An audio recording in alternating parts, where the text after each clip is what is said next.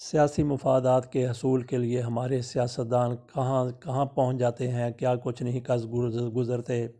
آج مسلم لیگ نون کو Peoples party کے ساتھ کی ضرورت ہے کہ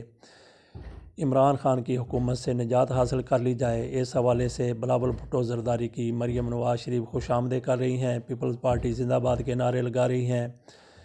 گڑی خدا بخش جا کے بے نظیر بھٹو کو شہید قرار دے رہی ہیں، جذباتی تقریریں کر رہی ہیں، لیکن ان کو یاد نہیں ہے کہ پیپلز پارٹی وہی پارٹی ہے جس نے 13 نومبر 1994 کو ان کے دادا حضور میاں شریف کو گرفتار کیا تھا۔ کس بنا پہ گرفتار کیا تھا؟ اس وجہ سے گرفتار کیا تھا، پیپلز پارٹی کی طرف سے کہا گیا تھا، ان کے وزیر داخلہ نصیر اللہ بابر نے کہا تھا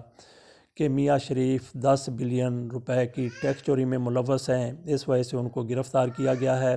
جبکہ اس وقت میاں نواز شریف بڑے برہم نظر آئے، بڑے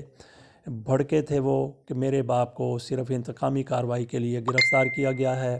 ان کی عمر 75 ایئر ہے، 75 سال ہے، وہ بیمار بھی ہیں، ان کو گرفتار کر کے ہمیں جھکانے کی کوشش کی جا رہی ہے، لیکن ہم جھکیں گے نہیں۔ اس وقت تو میاں نواز شریف نہیں جھکے تھے، لیکن آج وہ سیاسی مفادات کے لیے ان کی بیٹی جھک گئی ہیں۔